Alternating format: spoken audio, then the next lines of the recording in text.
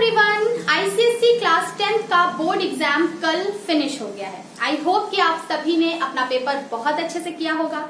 हमारा last paper जो था वो बियोलॉजी का था और आप देख सकते हैं मेरे पास है आपका बियोलॉजी पेपर। तो क्लास 10th आईसीएसई का बियोलॉजी क्वेश्चन पेपर मेरे पास है। इस वीडियो में आज हम इसे सॉल्व करके देखने वाले हैं। तो ये वीडियो बहुत ही इंटरेस्टिंग होने वाली है। अगर आपने अभी तक मेरे चैनल को सब्सक्राइब नहीं किया है तो प्लीज सब्सक्राइब कर लीजिए, क्योंकि आपको इसी तरह की इंटरेस्टिंग वीडियो आगे भी मिलती रहेगी।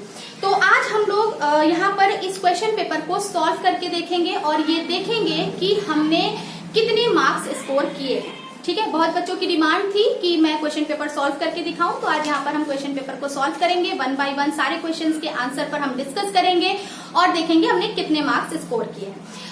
इस साल हमारा जो आईसीएसई का पैटर्न था क्लास 10th का वो थोड़ा सा चेंज हुआ है। यहाँ पर 15 मार्क्स के एमसीक्यूज क्वेश्चन यहाँ पर ऐड किए गए हैं। तो 15 मार्क्स का एमसीक्यू आपको बहुत अच्छा मार्क्स स्कोर करा सकता है। अगर आपने पूरे 15 मार्क्स के क्वेश्चन अटेम्प्ट किए होंगे और सही अटेम्प्ट किए होंगे तो 15 मार्क्स हमारे अलग से स्कोर हो जाएंगे। ठीक है, थोड़ा सा हम पहले इंस्ट्रक्शन पर बात कर लें। ये क्वेश्चन पेपर हमारा 80 मार्क्स का है। क्वेश्चन पेपर हमारा 2 सेक्शन में डिवाइड है। जैसा कि आप सभी जानते हैं कि इस पेपर को सॉल्व करने के लिए हमें 2 आवर्स मिले थे। ठीक है, 15 मार्क्स हमें एक्स्ट्रा दिए जाते हैं ताकि हम क्वेश्चन पेपर को अच्छे से रीड कर सके। आई होप कि आप सभी ने किया भी होगा। यहाँ पर हमारा सेक्शन वाइज 2 सेक्शन में क्वेश्चन पेपर है, section A and section B. Section A भी 40 मार्क्स का है और सेक्शन बी भी 40 मार्क्स का है। सेक्शन ए में हमें सारे क्वेश्चन अटेम्प्ट करने हैं और सेक्शन बी में सिर्फ और सिर्फ 4 क्वेश्चन हमें अटेम्प्ट करने हैं, जबकि सेक्शन बी में टोटल 6 क्वेश्चन दिए हुए हैं। उसमें से कोई भी 2 क्वेश्चन हम स्किप कर सकते हैं। ठीक है, तो सबसे पहले हम यहाँ पर सॉल्व करने वाले हैं एमसीक्यू। तो एमसीक्यू हमारे 15 है, जो कि क्वेश्चन नंबर 1 में दिए हुए हैं। क्वेश्चन नंबर 1 में पहला क्वेश्चन जो हमारा दिया हुआ है, और जैसा कि आप सभी जानते हैं यहाँ पर इंस्ट्रक्शन लिखा हुआ है कि do not copy the question. तो यहाँ पर हमें क्वेश्चन अपने बोर्ड एग्जाम में क्वेश्चन कॉपी करने की जरूरत नहीं पड़ती है, सिर्फ और सिर्फ हमें आंसर नंबर डाल के अपने आंसर लिखने होते हैं। ठीक है, तो पहला क्वेश्चन है हमारा the sex chromosome in human ovum. Human ovum की बात हो रही है, तो यहाँ पर बात किसकी हो रही है बच्चों? यहाँ पर बात हो रही है फीमेल की। फीमेल में ही ओवम प्रोड्यूस होता है और हम सभी यहाँ पर जानते हैं कि फीमेल ओवम के अंदर 2 क्रोमोसोम के सेट होते हैं, एक्स और एक्स। हमारा ऑप्शन जो यहाँ पर दिया हुआ है वो दिया हुआ है X chromosome, Y chromosome, both X and Y chromosome, either X और वाई क्रोमोसोम। तो सही आंसर क्या होगा बच्चों? करेक्ट आंसर होगा हमारा option number A, x chromosome. ठीक है, एक्स क्रोमोसोम क्या होगा? हमारा करेक्ट आंसर होगा। आई होप कि आप सभी जो हैं एक्स क्रोमोसोम पर टिक करके आए होंगे। नेक्स्ट क्वेश्चन है हमारा which one of the following is biodegradable waste. Biodegradable waste क्या होता है? बायोडिग्रेडेबल वेस्ट वो वेस्ट होता है जो समय के साथ डिजनरेट हो जाए। तो यहाँ पर ऑप्शन दिया हुआ है metal can, E waste, plastic और फ्लावर। तो आप सभी को पता है मेटल कैन, ई वेस्ट और प्लास्टिक ये हमारे डिग्रेड नहीं होते हैं। जो डिग्रेड होता है वो क्या है? ऑर्गेनिक है, जो कि है फ्लावर। ठीक है, तो ऑप्शन डी हमारा क्या होगा? करेक्ट आंसर होगा। आप सभी मिलाते चलिए, आप सभी अपना क्वेश्चन पेपर और अपनी बुक लेकर बैठिए और साथ ही साथ मेरे इसको मार्क करते चलिए, ताकि आपको भी पता चले कि आपने कितने क्वेश्चन सही अटेम्प्ट किए हैं। ठीक है, क्वेश्चन 3 है हमारा the heart sound dub is produce when. हमारे हार्ट में डब साउंड कब प्रोड्यूस होता है? डब साउंड पूछ रहा है। ठीक है, DUB डब।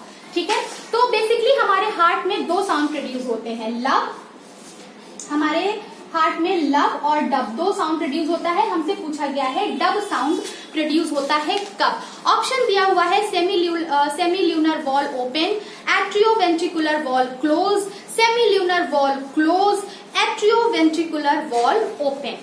तो अगर आपने यहाँ पर ये क्वेश्चन हमारा सर्कुलेटरी सिस्टम से लिया गया है। अगर आपने सर्कुलेटरी चैप्टर या हार्ट का स्ट्रक्चर बहुत अच्छे से पढ़ा होगा तो वहां पर आपने पढ़ा होगा कि ये दोनों ही साउंड हमारे वॉल के बंद होने के आते हैं। ठीक है, तो लव साउंड जो होता है वो बाइकस्पिड और ट्राइकस्पिड वॉल के बंद होने का साउंड होता है। ठीक है, और हमारा जो डब साउंड होता है वो सेमी ल्यूनर वॉल के क्लोज होने के वजह से प्रोड्यूस होता है। तो यहाँ पर करेक्ट ऑप्शन होगा हमारा option C, semilunar valve close. ठीक है, नेक्स्ट हमारा क्वेश्चन है haploid number of chromosome are found in. Haploid number of chromosome, haploid number आप सभी को पता है हमारी पूरी बॉडी डिप्लॉइड होती है और यहाँ पर क्रोमोसोम कितने होते हैं 46 यानी 23 पेयर में हमारे क्रोमोसोम होते हैं पूरी बॉडी में। और सिर्फ हमारा गैमीट ही एक ऐसी सेल होती है जहां पर नंबर ऑफ क्रोमोसोम क्या होते हैं, हाफ होते हैं, हेप्लॉइड होते हैं। तो आप सभी यहाँ पर देख सकते हैं कि यहाँ पर क्या है, नेफ्रॉन दिया हुआ है ऑप्शन में, न्यूरॉन दिया हुआ है, स्किन सेल दिया हुआ है, जो सभी क्या है डिप्लॉइड सेल्स हैं। सिर्फ और सिर्फ स्पर्म सेल क्या है, हमारा गैमीट सेल है, जो कि क्या होगा, haploid number of chromosome consist करेगा। ठीक है, तो सही ऑप्शन क्या होगा, डी, स्पर्म। नेक्स्ट है हमारा question number next, the life span of RBC. ये तो हम क्लास 6 से पढ़ते चले आ रहे हैं कि आरबीसी की लाइफ स्पेन कितनी होती है, तो 120 डेज पर। आई होप आप टिक करके आए होंगे। नेक्स्ट क्वेश्चन है हमारा, the statistical study of human population is called. Human population की स्टैटिक स्टडी को हम क्या बोलते हैं, डेमोग्राफी बोलते हैं। ऑप्शन यहाँ पर मोर्टेलिटी दिया हुआ है, डेमोग्राफी दिया हुआ है, नेटैलिटी दिया हुआ है, इक्वालिटी दिया हुआ है, तो करेक्ट ऑप्शन होगा option number B, demography. Next question है, the pale yellow colour of normal human urine is due to the pigment. आपका यहाँ पर दिया हुआ है कि हमारा जो यूरिन का पेल येलो कलर होता है वो किस पिगमेंट की वजह से होता है। तो यहाँ पर कुछ ऑप्शंस दिए हुए हैं, मेलानिन, एंथ्रोसाइनिन, यूरोक्रोम और हीमोग्लोबिन। देखिए बच्चों, सही ऑप्शन चूज करने का एक और भी तरीका होता है कि हमको अगर बाकी के ऑप्शंस के बारे में अगर हमें पता है, बाकी के ऑप्शन के बारे में अगर हमें पता है कि वो किससे बिलोंग करते हैं, तो गलत ऑप्शन को भी अगर हम क्रॉस करते चलें तो आखिरी में हमें सही आंसर मिल सकता है। तो यहाँ पर आप देख सकते हैं मेलानिन भी एक पिगमेंट है जो कि हमारी स्किन में पाया जाता है, एंथोसाइनिन भी एक पिगमेंट है जो कि प्लांट में पाया जाता है, फ्रूट्स वगैरह में पाया जाता है, हीमोग्लोबिन हमारे ब्लड में पाया जाता है, तो बचा क्या, यूरोक्रोम। तो यूरोक्रोम एक ऐसा पिगमेंट है जिसकी वजह से हमारे यूरिन का कलर पेल येलो कलर होता है। और ये यूरोक्रोम जो पिगमेंट है वो आता है कहाँ से, वो आता है लीवर के बाइल जूस के डिजेनरेट होने से, बाइल जूस के ब्रेक होने से। बाइलिरुबिन में जब बाइल हमारा कन्वर्ट होता है तो हमारा कौन सा पिगमेंट यहाँ पर बनता है, फॉर्म होता है यूरोक्रोम, जिसकी वजह से हमारा यूरिन येलो कलर का होता है। नेक्स्ट हमारा क्वेश्चन है, स्टिमुलेशन ऑफ नर्व और nerves of the sympathetic nervous system. Sympathetic nervous system जो कि नर्वस सिस्टम का ही हमारा ऑटोनोमिक नर्वस सिस्टम का पार्ट है, सिंपैथेटिक और पैरासिम्पैथेटिक। तो सिंपैथेटिक नर्वस सिस्टम के जो स्टिमुलस होते हैं वो कई सारे जो स्ट्रेस की कंडीशन होती है, जब कभी हम बहुत परेशान होते हैं, स्ट्रेस की कंडीशन, बहुत डर के समय क्या होता है, हमारा सिंपैथेटिक नर्वस सिस्टम क्या होता है, उसके जो स्टिमुलस होते हैं, कुछ पर्टिकुलर स्टिमुलस होते हैं तो कई सारे हैं, बट यहाँ पर एक ही दिया हुआ है। आपके ऑप्शन में से एक ही ऑप्शन इसका सही है। तो ऑप्शन दिया हुआ है accelerate heartbeat, constriction pupil of eye, increase peristaltic और रिटार्डेड हार्ट बीट। तो करेक्ट ऑप्शन है हमारा accelerate heartbeat. Accelerate heartbeat होती है, हमारा पसीना आने लगता है, गूज़बम्प्स होने लगते हैं, कई सारे इसके स्टिमुलेशन है। तो करेक्ट आंसर यहाँ पर क्या होगा, option A, accelerate heartbeat. Heartbeat हमारा क्या हो जाता है, बढ़ जाता है पैरासिम्पैथेटिक नर्वस सिस्टम में। ठीक है, नेक्स्ट हमारा क्वेश्चन है, the site of light reaction in the cell of green leaf. Green leaf क्या करती है, फोटोसिंथेसिस करती है। फोटोसिंथेसिस के दो पार्ट होते हैं, लाइट रिएक्शन, डार्क रिएक्शन। अगर आपने मेरी वीडियो क्लोरोप्लास्ट वाली वीडियो ध्यान से देखी होगी तो उसमें मैंने बताया है कि हमारी फोटोसिंथेसिस का जो लाइट रिएक्शन होता है वो कहाँ होता है, ग्रेना पार्ट में होता है। ठीक है, तो करेक्ट ऑप्शन क्या होगा, ऑप्शन बी, ग्रेना। ऑप्शन दिया हुआ है न्यूक्लियस, ग्रेना, साइटोप्लाज्म और स्ट्रोमा। तो करेक्ट आंसर हमारा क्या होगा यहाँ पर, ग्रेना। क्लोरोप्लास्ट के ग्रेना पार्ट में हमारी लाइट रिएक्शन होती है, फोटोसिंथेसिस। नेक्स्ट हमारा जो क्वेश्चन है वो है, the paper used of demonstration unequal transpiration of dicot leaf. Options दिए हुए हैं यहाँ पर, कुछ फिल्टर पेपर के नाम दिए हुए हैं। फिल्टर पेपर है, लिटमस पेपर है, स्टार्च पेपर है, कोबाल्ट क्लोराइड पेपर है। तो करेक्ट आंसर होगा option D, cobalt chloride paper. क्यों, कब, कैसे, ये हम डिटेल वीडियो में देखेंगे। नेक्स्ट हमारा क्वेश्चन है, vitreous humour is present in between. अब आपको बताना है विट्रस ह्यूमर, ये हमारे आई वाले टॉपिक से, नर्वस सिस्टम का जो हमारा सेंस ऑर्गन वाला पोर्शन था, सेकंड पोर्शन, वहां से आई चैप्टर, आई वाले टॉपिक से लिया गया है। तो अगर आपको याद होगा, हमारा कॉर्निया होता है, कॉर्निया के बाद लेंस होता है और ये पूरी आई होती है, यहाँ पर रेटिना होता है, यहाँ पर जो फ्लूइड भरा होता है उसको हम एक्वस ह्यूमर कहते हैं, और यहाँ पर क्या भरा होता है, वेट्रस ह्यूमर भरा होता है, वेट्रस ह्यूमर भरा होता है लेंस और रेटिना के बीच में। तो करेक्ट ऑप्शन यहाँ पर क्या होगा, कॉर्निया एंड आइरिस नहीं होगा, आइरिस एंड लेंस नहीं होगा, कॉर्निया एंड लेंस नहीं होगा, बल्कि करेक्ट ऑप्शन क्या होगा, लेंस एंड रेटिना। लेंस और रेटिना के बीच में कौन सा ह्यूमस भरा होता है, कौन सा एक्वस ह्यूमर भरा होता है, कौन सा लिक्विड भरा होता है, वेट्रस ह्यूमर भरा होता है। तो करेक्ट ऑप्शन हमारा होगा option B, lens and retina. ठीक है, नेक्स्ट क्वेश्चन है हमारा, oxygenated blood to liver is supplied by. बहुत आसान तरीका है देखिए इसको सॉल्व करने का। अगर मैं ये पेपर कर रही होती तो मैं कैसे इसको सॉल्व करती। सिंपल क्वेश्चन है, देखिए ऑक्सीजनेटेड ब्लड सप्लाई करना है किसको, लीवर को, ठीक है। हमको पता है कि लीवर ऑक्सीजनेटेड ब्लड कौन सी ब्लड वेसल्स लेकर जाती है, आर्टरी लेकर जाती है, ठीक है। सारी आर्टरी में हमारे ऑक्सीजनेटेड ब्लड होता है एक्सेप्ट पल्मोनरी आर्टरी, वो तो सर्कुलेशन का पार्ट है, ठीक है। तो यहाँ पर हमारी आर्टरी जो है वो क्या लेकर जा रही है, ऑक्सीजनेटेड ब्लड। लेकिन कौन सी आर्टरी, आर्टरी से रिलेटेड और कोई ऑप्शन यहाँ पर नहीं है, क्योंकि फिर दूसरा ऑप्शन आपका दिया हुआ है hepatic vein, inferior vena cava, hepatic portal vein, सभी क्या है, वेन के ऑप्शन है, ठीक है। तो पहला तो यहाँ पर यही क्लियर हो जाता है कि आर्टरी ही ऑक्सीजनेटेड ब्लड लेकर जाती है, तो पहला ऑप्शन तो यहाँ से हम इसको उठा लेंगे। दूसरा, इसका एक और मतलब ट्रिक है इसको सॉल्व करने की कि हिपैटिक वर्ड मैंने आपको बताया था अपनी वीडियोस में, आप डाइजेशन वाले वीडियो मेरी देख सकते हैं। डाइजेशन वाले वीडियो में मैंने बताया है कि हिपैटिक वर्ड जो होता है वो किससे कनेक्टेड होता है, किससे रिलेटेड होता है, लीवर से रिलेटेड होता है। तो लीवर से रिलेटेड है हमारा हिपैटिक वर्ड, और आर्टरी क्या कर रही है, ऑक्सीजनेटेड ब्लड लेकर जा रही है। तो करेक्ट आंसर क्या होगा, हिपैटिक आर्टरी। तो आई होप कि आप यही टिक करके आए होंगे। नेक्स्ट हमारा लास्ट क्वेश्चन यहाँ पर दिया हुआ है, during the synthesis phase of cell cycle more of. यहाँ पर आपको दिया हुआ है, आपने सेल साइकिल पढ़ी होगी। सेल साइकिल हमारी होती है G1S G2M। आप मेरी सेल डिवीजन वाली वीडियो को देख सकते हैं। एस फेज में क्या होता है, तो एस फेज में ये तीनों ही फेज क्या है, प्रिपरेटरी फेज है, जहां पर सेल डिवीजन करने के लिए अपने आप को प्रिपेयर कर रही होती है। तो एस फेज में क्या होता है, ढेर सारा, आपसे क्वेश्चन पूछा गया है कि एस फेज को ही हम सिंथेसिस फेज भी कहते हैं। तो एस फेज में क्या होता है, एस फेज में डीएनए अपने आप को क्या करता है, रिप्लिकेट करके कई सारी डीएनए की कॉपी बना लेता है, ढेर सारा हिस्टोन प्रोटीन अपने आप बनाने लगता है। तो यहाँ पर करेक्ट ऑप्शन हमारा क्या होगा, option number C, DNA is synthesized, ठीक है। यहाँ पर हमारा एमसीक्यू यहाँ पर खत्म होता है, ठीक है। अगर आपने ये 15 क्वेश्चन आप यही मार्क करके आए हैं तो आप लिख लीजिए 15 मार्क्स आपके क्या हो गए हैं, स्कोर हो गए हैं। नेक्स्ट क्वेश्चन नंबर 2, अभी हम सेक्शन ए पे ही हैं, क्वेश्चन 2 पर आते हैं। क्वेश्चन 2 है हमारा, name the following. Name the following, यहाँ पर कुछ स्टेटमेंट दिए हुए हैं, उसके अकॉर्डिंग आपको क्या करना है, नाम बताना है। तो पहला क्वेश्चन है हमारा, the organelle that form the aster during cell division. Cell division के दौरान एस्टर जो है कौन बनाता है। अगर आपको याद होगा तो सेल जब डिवाइड होने वाली होती है तो सेंट्रोसोम जो होते हैं वो अपने अपने पोल पर चले जाते हैं और फिर वो क्या करते हैं, एस्टर फॉर्मेशन करते हैं। इस तरह का डायग्राम था ना, ये एस्टर फॉर्मेशन होता है। फिर ये एस्टर क्या करते हैं, स्पिंडल फाइबर प्रोड्यूस करते हैं और जाकर सेंट्रोमेयर जो क्रोमोसोम के सेंट्रोमेयर से अटैच हो जाते हैं और फिर क्रोमोसोम को क्या करते हैं, अलग करने का काम करते हैं। याद आया है ना। तो हमारा आंसर क्या होगा, आंसर होगा हमारा सेंट्रोसोम, ठीक है। आई होप कि आप यही लिख कर आए होंगे।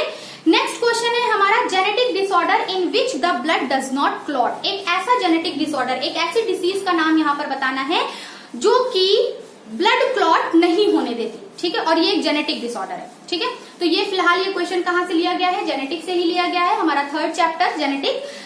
इस डिसीज का नाम क्या होगा, चलिए बताइए जल्दी से। यस, इस डिसीज का नाम है हीमोफीलिया। हीमोफीलिया एक ऐसी जेनेटिक डिसऑर्डर है जिसमें हमारे ब्लड में हमारी जो प्लेटलेट्स होती हैं वो या तो नंबर में कम होती हैं या तो फिर वो उस तरह के कुछ एंजाइम्स नहीं बनाती जो कि ब्लड क्लॉटिंग में फाइब्रिनोजन वगैरह बनाने में हेल्प करते हैं, ठीक है।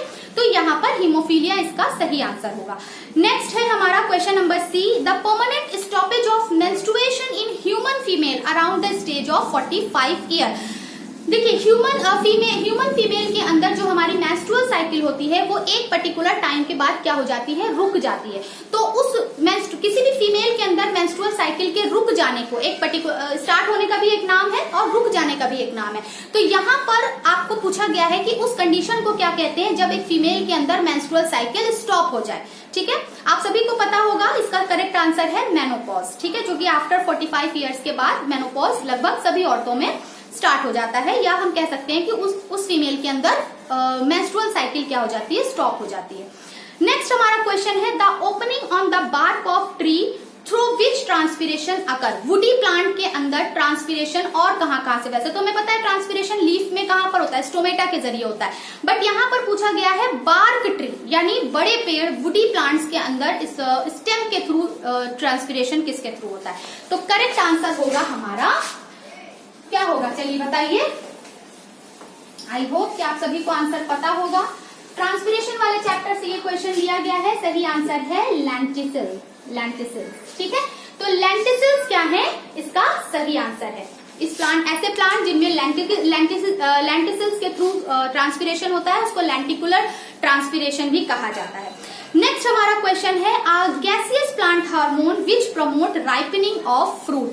फ्रूट के राइपनिंग को फ्रूट में राइपनिंग कराने, मतलब राइपनिंग ऑफ फ्रूट के लिए कौन सा प्लांट हार्मोन रिस्पॉन्सिबल होता है। तो हम सभी को पता है क्या होता है प्लांट हार्मोन। कौन सा प्लांट हार्मोन होगा, एथिलीन, जिसका कि जो कि एक गैसियस प्लांट हार्मोन है। और एथिलीन का यूज हम वैसे भी प्लांट को क्या करते हैं, प्लांट के अंदर जो कच्चे फ्रूट्स होते हैं, मैंगो है, बनाना है, पपाया है, इसको राइप कराने में, फल को पकाने में यूज करते हैं। तो करेक्ट आंसर होगा एथिलीन।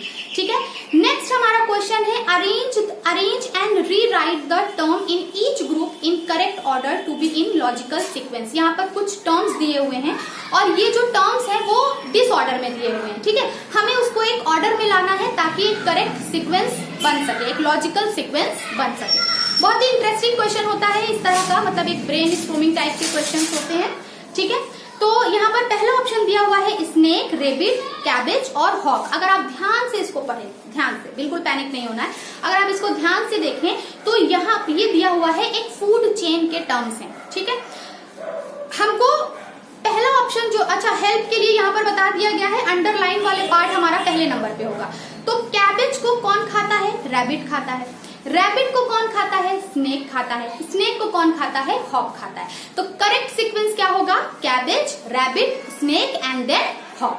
ठीक, तो ये इसका करेक्ट सीक्वेंस होगा। नेक्स्ट क्वेश्चन है xylem, soil water, cortical cell, root hair. Basically ये एब्जॉर्प्शन बाय रूट से लिया गया है कि प्लांट में रूट के जरिए जो एब्जॉर्प्शन होता है वाटर का, वो किस किस स्टेप में होता है, या वाटर जो होता है सॉइल वाटर वो कहाँ कहाँ पहले जाता है। तो सबसे पहले सॉइल वाटर कहाँ होगा, सॉइल में होगा। सॉइल से सॉइल वाटर कहाँ जाएगा, रूट हेयर के अंदर जाएगा। रूट हेयर से कॉर्टिकल सेल में जाएगा और देन कॉर्टिकल सेल से कहाँ जाएगा, जाइलम में, और फिर जाइलम उसे क्या कर देगा, लीफ तक कंडक्ट कर देगा। ठीक है, नेक्स्ट हमारा टॉपिक दिया हुआ है रिसेप्टर, रिस्पॉन्स, इफेक्टर और स्पाइनल कॉर्ड। तो यहाँ पर हमें पहला क्या लेना है, रिसेप्टर लेना है। रिसेप्टर क्या है, रिसेप्टर वो ऑर्गन है जो स्टिमुलस को कैच करते हैं। स्टिमुलस कैच होकर कहाँ जाता है, इफेक्टर में जाता है, देन स्पाइनल कॉर्ड में जाता है, और फिर स्पाइनल कॉर्ड क्या करती है, रिस्पॉन्स शो कराती है। तो नेक्स्ट हमारा लास्ट नंबर पर होगा रिस्पॉन्स। नेक्स्ट हमारा क्वेश्चन है फोविया, लेंस, कॉर्निया और कंजक्टिवा। ठीक है, तो सबसे पहले हमारी अगर हम आई का स्ट्रक्चर देखें तो सबसे बाहर क्या होती है, सबसे बाहर हमारी कंजक्टिवा होती है। कंजक्टिवा के अंदर जब हम जाते हैं तो ये कॉर्निया होती है। फिर कॉर्निया के बाद क्या होता है, लेंस होता है, और फिर रेटिना के ऊपर एक पॉइंट होता है जिसे हम फोविया कहते हैं।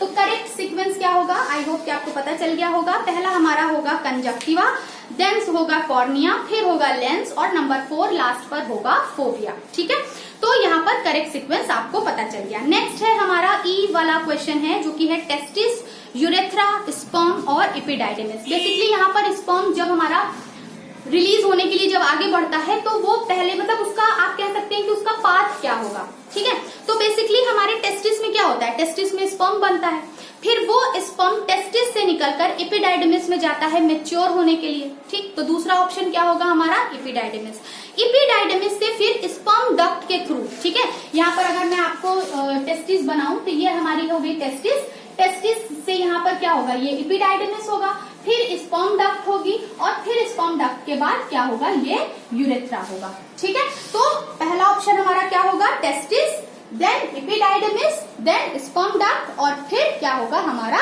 यूरेथ्रा होगा। ठीक, आई होप कि आप यही सीक्वेंस लिखकर आए होंगे। नेक्स्ट हम चलते हैं मैच द कॉलम की तरफ। नेक्स्ट क्वेश्चन है हमारा मैच द कॉलम। तो अब मैच द कॉलम जो होता है ये भी बहुत ही इंटरेस्टिंग होता है। कॉलम ए होता है और कॉलम बी, उसको हमें मैच कराना होता है। कॉलम बी में थोड़ा सा क्वेश्चन को थोड़ा सा टिपिकल बनाने के लिए एक्स्ट्रा ऑप्शंस दिए होते हैं, यानी क्वेश्चन नंबर कॉलम 1 में 5 क्वेश्चन है, बट कॉलम 2 में 7 क्वेश्चन है। मतलब आपको कंफ्यूज करने के लिए एक्स्ट्रा ऑप्शंस दिए हुए हैं, तो हमें कंफ्यूज नहीं होना है, बहुत ही आसानी से हमको यहाँ पर सॉल्व करना है। और ये पूरा का पूरा हमारा उठाया गया है एंडोक्राइन सिस्टम से। यहाँ पर सिर्फ और सिर्फ हार्मोन्स के नेम दिए हुए हैं और उससे रिलेटेड डिसीज दी हुई है, अगर आप ध्यान से देखें तो पहला है हमारा जो पहला जो कंडीशन दी हुई है वो है hyposecretion of thyroxine in adult. Adult के अंदर अगर हाइपोसिक्रीशन हो जाए थायरॉक्सिन की, हाइपोसिक्रीशन ऑफ थायरॉक्सिन यानी कि थायरॉक्सिन हार्मोन का कम सिक्रीट होना, लेस सिक्रीशन ऑफ थायरॉक्सिन को हम क्या बोलते हैं, हाइपोसिक्रीशन। एडल्ट्स में भी होता है, बच्चों में भी होता है। एडल्ट्स में अगर हाइपोसिक्रीशन हो जाए थायरॉक्सिन का तो हमारी डिसीज कॉज होती है क्या, मैक्सोडिमा। क्या डिसीज कॉज होती है, मैक्सोडिमा। ठीक है, पहला ऑप्शन मार्क करिए, मैक्सोडिमा। नेक्स्ट है हमारा हाइपोसिक्रीशन ऑफ इंसुलिन। इंसुलिन का हाइपोसिक्रीशन यानी लेस सिक्रीशन ऑफ इंसुलिन। तो इंसुलिन जब हमारी लेस सिक्रीट होती है तो हम सभी को पता है इंसुलिन जब नहीं बनता है बॉडी में तो डायबिटीज नाम की डिसीज होती है, बट यहाँ पर 2 डायबिटीज दी हुई है, डायबिटीज मिलाइटिस एंड डायबिटीज इंसिपाइटिस। तो यहाँ पर हमें मार्क करना है डायबिटीज मिलाइटिस, क्योंकि बुक में भी आपने पढ़ा होगा, बहुत साफ साफ लफ्जों में लिखा हुआ है कि क्या लिखा है कि हाइपोसिक्रीशन ऑफ इंसुलिन क्या कॉज करती है, डायबिटीज मिलाइटिस नाम की डिसीज को कॉज करती है। नेक्स्ट है हमारा hyper secretion of growth hormone in childhood. बच्चों में ग्रोथ हार्मोन का हाइपर सिक्रीशन मतलब जरूरत से ज्यादा अगर ग्रोथ हार्मोन सिक्रीट हो रहा है बच्चों में तो कौन सी डिसीज होगी। ठीक है, तो बच्चों में अगर हाइपर सिक्रीशन हो रहा है ग्रोथ हार्मोन का तो जाइनेटिज्म नाम की डिसीज होगी। जाइनेटिज्म पर आप मार्क करे होंगे। और अगर एडल्ट्स में यही डिसीज होती है, मतलब बड़े होने के बाद अगर ग्रोथ हार्मोन ज्यादा सिक्रीट होने लगता है तो एक्रोमेगैली नाम की डिसीज होती है, जो कि फिलहाल इस ऑप्शन में नहीं दिया हुआ है। अच्छी बात है, तो आपको मार्क करना होगा यहाँ पर जाइनेटिज्म। नेक्स्ट हमारा है ऑप्शन क्वेश्चन नंबर डी, जो कि सिचुएशन दी हुई है हाइपोसिक्रीशन ऑफ एडीएच यानी वैसोप्रेसिन की यहाँ पर बात हो रही है। वैसोप्रेसिन का हाइपोसिक्रीशन यानी अगर बॉडी में वैसोप्रेसिन ज्यादा बनने लगे तो डायबिटीज इंसिपाइटिस नाम की डिसीज कॉज होती है, जो कि है ऑप्शन नंबर ए पर दिया हुआ है। ठीक है, नेक्स्ट हमारा है लास्ट है हाइपोसिक्रीशन ऑफ थायरॉक्सिन। ये तो बहुत ही आसान है, हाइपर सिक्रीशन ऑफ थायरॉक्सिन यानी थायरॉक्सिन अगर बॉडी में ज्यादा सिक्रीट होता है तो एक्सोफेथाल्मिक गॉइटर नाम की डिसीज हो जाती है। ये तो हम बहुत ही बेसिक टाइप से पढ़ते चले आ रहे हैं। तो यहाँ पर हमारा मैच द कॉलम भी कंप्लीट हो गया।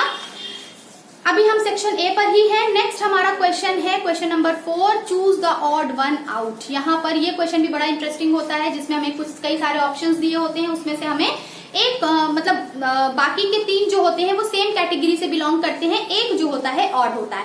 तो क्वेश्चन को थोड़ा सा टिपिकल बनाने के लिए आपसे दोनों ही बातें पूछी जाती हैं, मतलब आपको ऑड वन भी करना है और साथ ही साथ ये भी बताना है कि बाकी के 3 जो है वो किस कैटेगरी से बिलोंग कर रहे हैं। ठीक है, तब आपको जाकर यहाँ पर मार्क्स मिलेगा। तो पहला हमारा दिया हुआ है used bandage, pesticides, face mask और सिरिंज। ठीक है, अगर आप ध्यान से देखें यूज्ड बैंडेज, फेस मास्क और सिरिंज ये सब हमारे क्या है, हॉस्पिटल में यूज होने वाले प्रोडक्ट है। ठीक है, और जो पेस्टिसाइड है वो एग्रीकल्चर में यूज होने वाला प्रोडक्ट है। तो ये एग्रीकल्चर में यूज हो रहा है, हॉस्पिटल बाकी सब हॉस्पिटल में यूज हो रहे हैं, तो ऑड कौन हुआ, ऑड हुआ हमारा पेस्टिसाइड। तो पेस्टिसाइड तो ऑड हो गया, बाकी के 3 क्या हो गए, हॉस्पिटल के यूज होने वाले प्रोडक्ट हो गए। नेक्स्ट हमारा दिया हुआ है डस्ट, स्मोक, कार्बन मोनोऑक्साइड और इफ्लुएंट। ठीक है, अब अगर आप ध्यान से देखें तो डस्ट, स्मोक, कार्बन मोनोऑक्साइड ये सब क्या है, एयर पॉल्यूटेंट है, और इफ्लुएंट जो है वो वाटर पॉल्यूटेंट है। ठीक है, तो एयर बाकी सब क्या है आपके, कौन सी कैटेगरी हो गई, वो हो गई एयर पॉल्यूटेंट की, और इफ्लुएंट जो हो गया वो हो गया हमारा वाटर पॉल्यूटेंट। ठीक है, नेक्स्ट है हमारा यूटरस, यूरेथ्रा, यूरिनरी ब्लैडर और यूरेटर। ठीक है, यूरेटर। अब देखिए, आप ध्यान से यहाँ पर आप देखिए कि यूट्रस कहाँ से बिलोंग करता है, यूट्रस बिलोंग करता है हमारे फीमेल रिप्रोडक्टिव ऑर्गन से, बाकी के जो ऑर्गन आपके दिए हुए हैं वो है यूरेथ्रा, यूरिनरी ब्लैडर और यूरेटर। यूरेथ्रा, यूरिनरी ब्लैडर और यूरेटर हमारे कहां से बिलोंग कर रहे हैं? एक्सक्रीटरी ऑर्गन, एक्सक्रीटरी सिस्टम से बिलोंग कर रहे हैं। तो यूट्रस क्या है? रिप्रोडक्टिव ऑर्गन है, रिप्रोडक्टिव सिस्टम से बिलोंग कर रहा है, और बाकी के 3 किससे बिलोंग कर रहे हैं? एक्सक्रीटरी सिस्टम से बिलोंग कर रहे हैं। ठीक है, तो यहाँ पर हमारा क्या हो जाएगा? ऑड वन आउट वाला मतलब इसमें से ऑड वन क्या होगा? हमारा यूट्रस। तो यूट्रस ऑड वन होगा और बाकी के 3 क्या है? एक्सक्रीटरी सिस्टम से रिलेटेड है। नेक्स्ट हमारा दिया हुआ है menstrual phase, telophase, follicular phase, luteal phase. अगर आप ध्यान से देखें, मेंस्ट्रुअल फेज, फॉलिक्यूलर फेज और ल्यूटल फेज, ये तीनों फेज हमारी मेंस्ट्रुअल साइकिल की फेज है। और टीलोफेज कहां से उठाया गया है? यस, टीलोफेज उठाया गया है हमारा सेल डिवीजन से, सेल साइकिल से। तो ये बिल्कुल ऑड हो गया। तो टीलोफेज को हम सर्किल करेंगे, ये हमारा ऑड वन है, और बाकी का मेंस्ट्रुअल फेज, ल्यूटल फेज और फॉलिक्यूलर फेज ये हमारा किससे है? मेंस्ट्रुअल साइकिल से रिलेटेड है। ठीक है, तो ऑड हो गया। नेक्स्ट है हमारा मैलस, इनकस, कॉक्लिया और स्टेपीज। ठीक है, अब यहाँ पर ये चारों ही किससे रिलेटेड है? ईयर से रिलेटेड है। लेकिन अगर हम ध्यान से देखें, बहुत ध्यान से अगर हमने स्टडी की होगी अपने इंटरनल ईयर की, तो हम देखेंगे कि हमारा जो मैलस, इनकस, स्टेपीज है ये मिडिल ईयर में आता है। ये तीनों ही हमारी ईयर ऑसिकल्स कहलाती हैं। मैलस, इनकस, स्टेपीज ये तीनों मिलाकर ईयर ऑसिकल होती हैं। और कॉक्लिया जो होता है वो होता है इंटरनल ईयर का पार्ट है। तो मिडिल ईयर का पार्ट क्या है? मैलस, इनकस, स्टेपीज, ये आपका एक कैटेगरी हो गई, और ऑड वन क्या हो गया? कॉक्लिया हो गया। आई होप कि आपको अच्छे से समझ में आया होगा। नेक्स्ट हमारा लास्ट है, सेक्शन ए का लास्ट क्वेश्चन है, state the exact location of the following structure. यहाँ पर आपको 5 टर्म्स दिए हुए हैं, आपको उसका लोकेशन बताना है। तो पहला दिया हुआ है थायराइड ग्लैंड। हम सभी को पता है थायराइड ग्लैंड के बारे में, क्लास 6 से हम पढ़ते चले आ रहे हैं। थायराइड ग्लैंड कहाँ होती है? फ्रंट ऑफ नेक होती है, नेक पर होती है, या आप कह सकते हैं बिलो द लैरिंग्स या अंडर द वॉइस बॉक्स। यहाँ पर इसकी लोकेशन आपने लिखी होगी। नेक्स्ट है हमारा ड्यूरा मैटर। अब देखिए ड्यूरा मैटर क्या है? ड्यूरा मैटर आपको याद होगा कि हमारा जो ब्रेन होता है, उस ब्रेन पर ऐसे 3 लेयर्स होती हैं, जिस लेयर को हम क्या बोलते हैं? मेनिंजेस बोलते हैं। ठीक है, इस मेनिंजेस की पहली लेयर है हमारी ड्यूरा मैटर, दूसरी है एरेक्टिनॉइड और तीसरी है पिया मैटर। तो पूछा है लोकेशन पहली मैटर, ड्यूरा मैटर। ठीक है, तो ड्यूरा मैटर हमारी, इसके ऊपर क्या होती है? स्कल बोन होती है। ठीक है, इसके ऊपर क्या होती है? स्कल बोन होती है। तो स्कल बोन के नीचे कौन होता है? क्या होती है? ड्यूरा मैटर होता है। ठीक है, ड्यूरा मैटर हमारा स्कल बोन के नीचे होता है। तो आप लिख सकते हैं, आप कह सकते हैं कि आउटर लेयर भी है मेनिंजेस का लोकेशन में, आप लिख सकते हैं कि it is the outer layer of meninges, या आप लिख सकते हैं बिलो द स्कल बोन। दोनों ही आंसर इसका क्या होगा? सही होगा। नेक्स्ट है एमनियोटिक फ्लूइड। एमनियोटिक फ्लूइड क्या होता है? अब अगर आपने रिप्रोडक्टिव वाला चैप्टर ध्यान से पढ़ा होगा, तो मदर वूम्ब में जब हम जेस्टेशन पीरियड पढ़ते हैं, बेबी के डेवलपमेंट पढ़ते हैं, तो हम देखते हैं कि मदर के यूट्रस में एक सैक होता है जिसे हम एमनियन सैक बोलते हैं। ठीक है, एमनियोटिक सैक बोलते हैं। और ये एमनियोटिक सैक के अंदर क्या भरा होता है? एमनियोटिक फ्लूइड भरा होता है, जो कि पूरी तरह से फीटस को कवर करके रखता है। ठीक है, तो आप लिख सकते हैं सराउंड द फीटस, या फिर inner amniotic sac. Amniotic fluid का आंसर क्या होगा? इनर एमनियोटिक सैक, या फिर आप लिख सकते हैं सराउंड्स द फीटस। फीटस के चारों तरफ क्या होता है? एमनियोटिक फ्लूइड भरा होता है। फिर नेक्स्ट है हमारा पैपिलरी मसल। पैपिलरी मसल, ये तो बहुत ही आसान सा सवाल दे दिया कि पैपिलरी मसल्स कहाँ होती हैं? हमारे हार्ट का जो वेंट्रिकल पार्ट होता है, अगर हम हार्ट का स्ट्रक्चर यहाँ पे ड्रॉ करें, तो हमारा जो वेंट्रिकल पार्ट होता है, वेंट्रिकल की इनर मसल्स जो होती हैं, इनर मसल्स को हम क्या बोलते हैं? पैपिलरी मसल्स बोलते हैं। तो हम लिख सकते हैं ventricle in the inner wall of ventricle of the heart. ठीक है, नेक्स्ट यहाँ पर दिया हुआ है बहुत ही आसान, आइलेट्स ऑफ लैंगरहैंस। लीवर आप पढ़ चुके हैं, डाइजेशन आप पढ़ चुके हैं, आपने देखा होगा लीवर जो होती है कुछ स्पेशल टाइप की सेल से मिलकर बना होता है। उस स्पेशल सेल्स को हम क्या बोलते हैं? Islets of Langerhans. Islets of Langerhans जो होती है वो 3 तरह की होती हैं, अल्फा सेल, बीटा सेल और डेल्टा सेल। तो हमारी आइलेट्स ऑफ लैंगरहैंस कहाँ पाई जाएंगी? पैनक्रियाज में पाई जाएंगी। तो आई होप कि आप सभी को बहुत अच्छे से समझ में आया होगा। यहाँ पर हमारा सेक्शन ए जो है वो सॉल्व हो गया है। अब नेक्स्ट वीडियो में हम सॉल्व करेंगे सेक्शन बी को। मिलते हैं नेक्स्ट वीडियो में, तब तक के लिए थैंक यू।